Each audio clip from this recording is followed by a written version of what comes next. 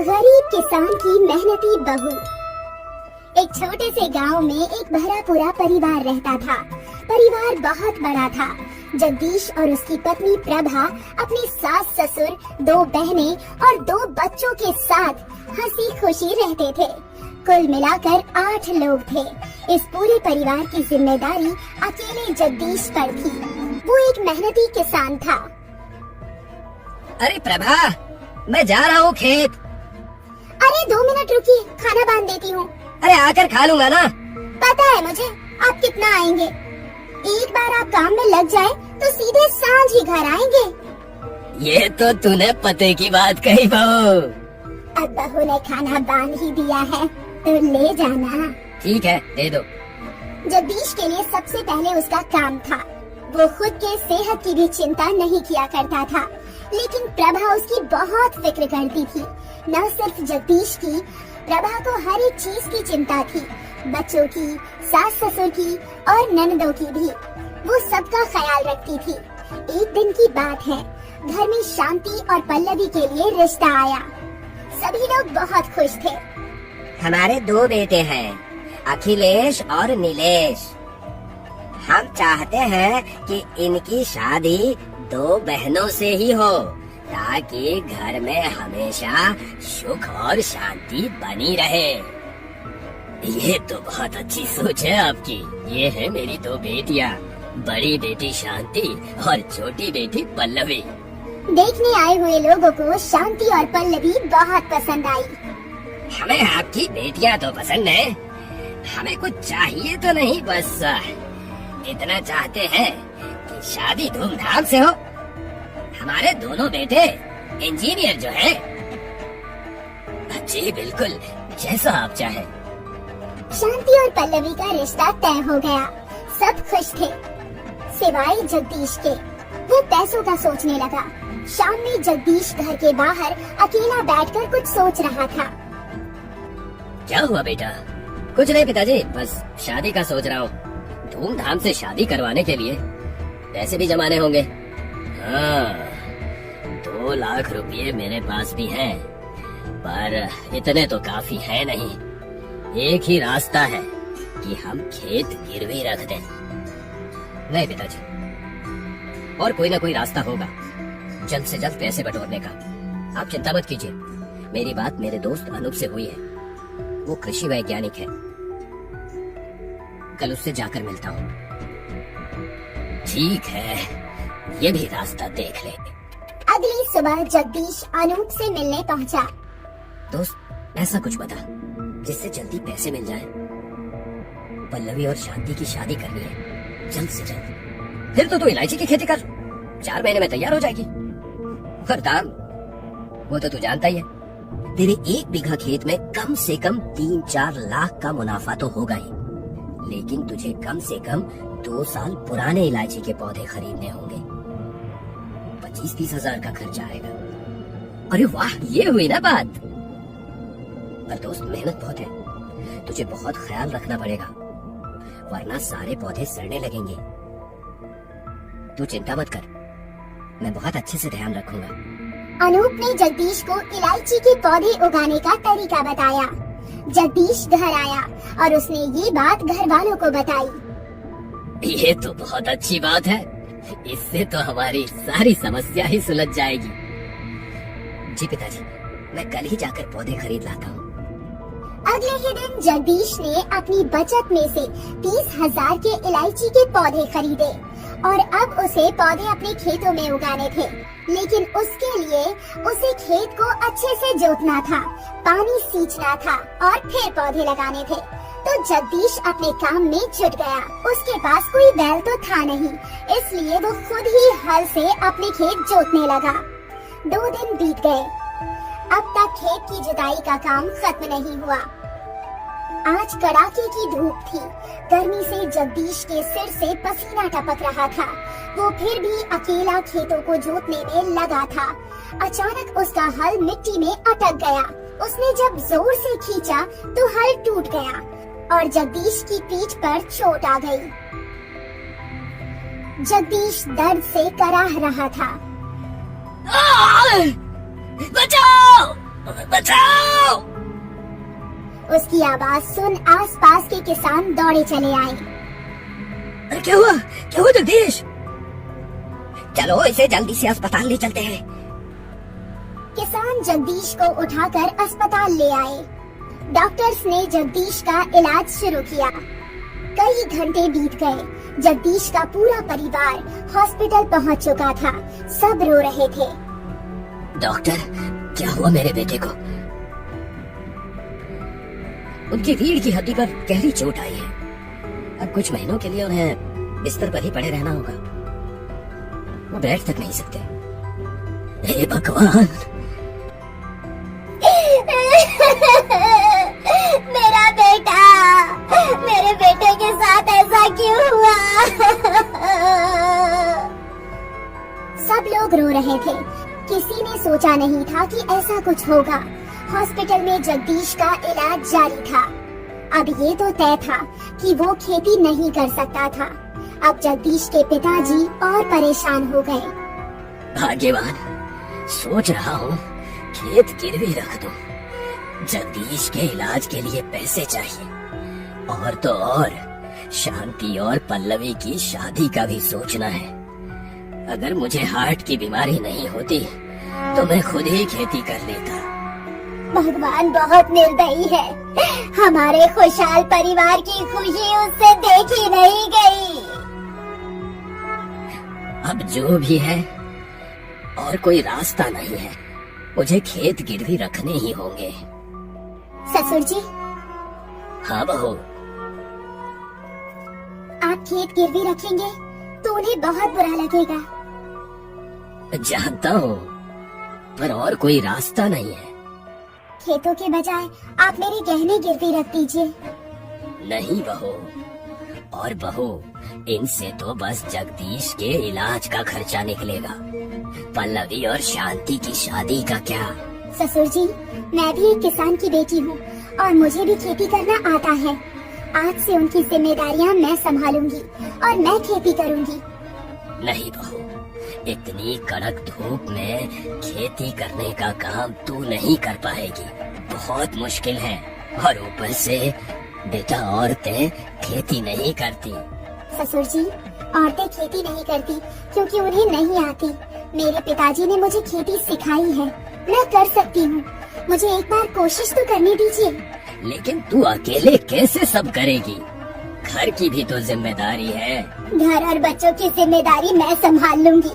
प्रभा खेती करना चाहती है तो उसे करने दीजिए। ठीक है, लेकिन ये इलायची की खेती कैसे होती है मुझे भी नहीं पता। तो प्रभा को कैसे पता होगा? ससुर जी, हम खुद अनूप भैया के पास जाकर पूछ लेते हैं। वो जरूर हमारी मदद करेंगे। ठीक है, देखते हैं। प्रभा ने खेती करने की ठान ली। वो उस गांव की पहली औरत थी जो खेती करने जा रही थी। अगली सुबह प्रभा अपने ससुर के साथ अनूप की किसी लेबोरेटरी पहुंच गई। उन दोनों ने अनूप को जगदीश का हाल बताया। अरे बाप रे, सोचा नहीं था कि ऐसा कुछ होगा। जो हुआ वो भगवान की मर्जी थी बेटा। और अब प्रभा जिद पकड़ कर बैठी है कि वो खेती करेगी। अब तू ही इस पगली को समझा कि ये मुश्किल है। चाचा जी, मुश्किल है पर नामुमकिन नहीं। हमारे देश में कई औरतें किसान हैं और अगर भाभी अच्छे से सीख जाए तो वो जरूर इलायची की खेती कर सकती हैं। बस भैया, आप मुझे सब समझा दीजिए। आपने पहले कभी खेती की है भाभी? मैं भी एक किसान की बेटी हूँ और मुझे भी खेती करना आता है। बहुत बढ़िया, बाकी मैं सिखा दूंगा। अनूप ने प्रभा और उसके ससुर को कुछ वीडियोस दिखाए और इलायची के पौधे उगाने का सही तरीका समझाया। भाभी, अगर आपने सब कुछ सही किया तो 4 महीने बाद इलायची की फसल तैयार हो जाएगी। पर ध्यान रखना, कीड़े ना लग जाएं। जी बिल्कुल। धन्यवाद बेटा। प्रभा और उसके ससुर अनूप का शुक्रिया करके वहाँ से निकल गए। अगली सुबह प्रभा ने खेती का काम शुरू कर दिया। वो अकेले ही हल खींच रही थी। घंटों की कड़ी मेहनत के बाद वो थक गई। तभी उसके ससुर जी वहाँ पहुँचे। अरे बहू। जी ससुर जी। आजा, खाना खाते हैं। आपने क्यों तकलीफ की ससुर जी? इतना तो मैं कर ही सकता हूँ, आजा। प्रभा ने पेड़ के नीचे बैठकर खाना खाया। ससुर जी खेत देखकर खुश थे। अरे वाह बहू, तूने इतनी जल्दी इतना खेत जोत कैसे लिया? पिताजी ने बताया था कि गर्मी में मिट्टी सख्त हो जाती है, पत्थर के जैसी। अगर ऐसे में खेत की जुताई करनी है तो मिट्टी को गीला करना होगा। बस मैं कुएं से पानी ला कर डालती रही और फिर खेत जोतती रही। शाबाश, तूने तो दुगनी मेहनत की है बहू। प्रभा के ससुर जी उसे प्रोत्साहित कर रहे थे।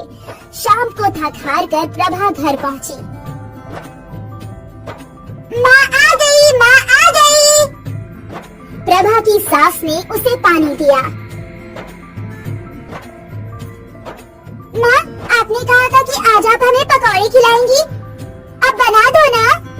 अरे बेटा, माँ बहुत थक गई है, आज पकौड़े मैं बना देती हूँ। नहीं दादी, हमें माँ के हाथ के पकौड़े ही खाने हैं। बनाओ ना माँ पकौड़े, बनाओ ना माँ। दोनों बच्चों की जिद के आगे प्रभा को अपनी थकान तक दिखी नहीं। आखिर वो माँ जो ठहरी। वो सीधे रसोई में गई और बच्चों के लिए पकौड़े बनाने लगी। रात को प्रभा का पूरा शरीर दर्द कर रहा था। वो करवटें बदलती रही और अगली सुबह फिर खेत के लिए निकल पड़ी। लगभग 3 दिनों की कड़ी मेहनत के बाद प्रभा ने पूरा खेत जोत लिया और अब बारी थी पौधे लगाने की। प्रभा ने ये काम भी शुरू कर दिया। बार बार झुक झुक कर उसकी कमर में दर्द हो गया। हाय, मेरी कमर, हे भगवान। दर्द से भले ही उसका पूरा शरीर टूट रहा था, पर उसने हार नहीं मानी। उसने पौधे लगाना जारी रखा। एक और खेत का मेहनत भरा काम और एक और बच्चे। प्रभा अपनी दोनों जिम्मेदारियों को पूरा कर रही थी। अब जगदीश भी घर आ चुका था। वो बिस्तर पर ही लेटा था। प्रभा, कितना काम करोगी? थोड़ा आराम कर लो। नहीं, अभी रिंकी की बालों में तेल लगाना है। वो शांति या पल्लवी कर लेगी, तुम आराम करो। शांति! जी भैया। जरा रिंकी के बालों में तेल लगा दो। जी। शांति रिंकी के पास चली गई और प्रभा वहीं जमीन पर लेट गई। कमर बहुत दुख रही है ना? नहीं, अब ठीक है। झूठ मत बोलो। वैसे भी तुम्हें झूठ बोलना नहीं आता। मैं जानता हूँ कितनी मेहनत लगती है खेती करने में, और ऊपर से घर की जिम्मेदारी। तुम्हें क्या जरूरत थी ये सब करने की? मैं और मेरा परिवार तुम पर बोझ बन गए हैं। ये परिवार मेरा भी है और ये जिम्मेदारी भी। और जब तक आप बिल्कुल ठीक नहीं होते, मैं ये जिम्मेदारी बखूबी निभाऊंगी। जगदीश जानता था कि उसकी पत्नी प्रभा बहुत जिम्मेदार है, पर वो ये भी जानता था कि इन सब में प्रभा खुद का ख्याल नहीं रखेगी। 15 दिन बीत चुके हैं, पौधे लग चुके हैं। अब रोज प्रभा कुएं से पानी भरकर पौधे को पानी दिया करती थी। वो खुश थी कि उसके पौधे अच्छे से उग रहे थे। ये सिलसिला रोज चलता रहा। प्रभा रोज पौधों को पानी देती, उनका ख्याल रखती। लगभग 2 महीने बीत गए थे। अब पौधों में फूल दिखने लगे थे। अरे वाह, देखो फूल उगाए। जी ससुर जी, अब बस 2 महीने और। हाँ। प्रभा के ससुर ने जब खेतों में मुआयना किया तो उन्होंने देखा कि कुछ पौधों में कीड़े लग चुके थे। प्रभा, ये देखो, इनमें कीड़े लगे हैं। हे भगवान! अनूप ने बोला था कि अगर कीड़े लग गए तो सारे पौधे खराब हो जाएंगे। अब क्या करें? तू जल्दी से कीटनाशक ला। ससुर जी, लगता नहीं कीटनाशक से कुछ होगा। तो अब क्या करें? हमें इन कीड़ों को फैलने से रोकना होगा। पर वो कैसे? प्रभा ने एक सीधी लकीर खींची और वहाँ के सारे पौधे उखाड़ने लगी। ये क्या कर रही है? वो पौधे तो अच्छे हैं। ससुर जी, अगर बीच के पौधे उखाड़ दूंगी तो कीड़े आगे नहीं बढ़ेंगे। ठीक है। प्रभा और उसके ससुर दोनों मिलकर पौधे उखाड़ने लगे। पहले उन्होंने बीच के पौधे उखाड़े और फिर जिन पौधों में कीड़े लगे थे वो सब भी उखाड़ लिए। पौधे थोड़े कम हो गए थे, पर अब भी बहुत सारे पौधे अच्छे थे। प्रभा रोज पौधों को पानी डाला करती थी और कीड़ों की जांच भी किया करती थी। वो कीटनाशक भी छिड़कने लगी। तपती धूप में प्रभा अकेली खेतों में मेहनत करती थी और उसकी मेहनत रंग लाई जब 4 महीनों बाद उसके खेतों में हरी हरी इलायची उगी। देखिए ससुर जी, इलायची उग गई। हाँ बहू, देख रहा हूँ और ये भी देख रहा हूँ कि तूने कितनी मेहनत की है। अब जो हो गया वो जाने दीजिए ससुर जी। नहीं बहू, तूने जो किया है वो कोई बेटी भी ना करे। तूने मेरे बेटे और उसके पूरे परिवार की जिम्मेदारी अपने कंधों पर उठा ली। तेरे जैसी बहू पाकर मैं धन्य हो गया। ससुर जी हाथ जोड़कर खड़े थे। प्रभा की आंखों में भी आंसू थे, पर आज वो आंसू खुशी के थे। उसकी 4 महीनों की मेहनत रंग लाई। प्रभा ने अकेले ही सारी इलायचियाँ काट ली और फिर व्यापारी आया। इस जिले में कोई इलायची उगाता नहीं है जी, इसलिए हमारा यहाँ आना जाना नहीं होता। पर आपने शुरुआत की है, अच्छा है, अब आते जाते रहेंगे। व्यापारी ने इलायची के दाने देखे। ये हुई ना बात, इलायची अच्छी है, इसका मैं 900 रुपये किलो का दाम दूंगा। तो 320 किलो के हुए 2,88,000। इतने पैसे सुनकर प्रभा और उसके ससुर जी दोनों खुश थे। सौदा हो गया और व्यापारी ने ससुर जी के हाथ में सारे पैसे रख दिए। व्यापारी सारी इलायचियों की बोरी लेकर चला गया। दोनों खुशी खुशी घर लौटे। अरे भाग्यवान, मुंह मीठा करो। क्या हुआ? ये देखो, बहू की खेती की पहली कमाई। अरे बाप रे! अब पल्लवी और शांति की शादी अच्छे से होगी और जगदीश का इलाज भी। ये सुनकर सास की आंखों से भी आंसू बहने लगे। सास ने प्रभा का माथा चूम लिया। पिछले जन्म में जरूर मैंने कोई अच्छे कर्म किए होंगे जो मुझे तेरे जैसी बहू मिली। देख रहा है ना जगदीश? जी माँ। जगदीश अब पहले से बेहतर था। वो बैठ सकता था। अपनी पत्नी की सफलता से वो भी बहुत खुश था। प्रभा की मेहनत के कारण कुछ महीनों बाद पल्लवी और शांति की बड़ी धूमधाम से शादी हुई। एक बहू ने अपने ससुराल की सारी जिम्मेदारियां अकेले उठाई और मेहनत करके सफल हुई। जगदीश भी धीरे धीरे ठीक हो रहा था। उसे अपनी पत्नी पर गर्व था और न सिर्फ उसे बल्कि पूरे परिवार को बहू पर गर्व था। कौन कहता है कि औरतें खेती नहीं कर सकती?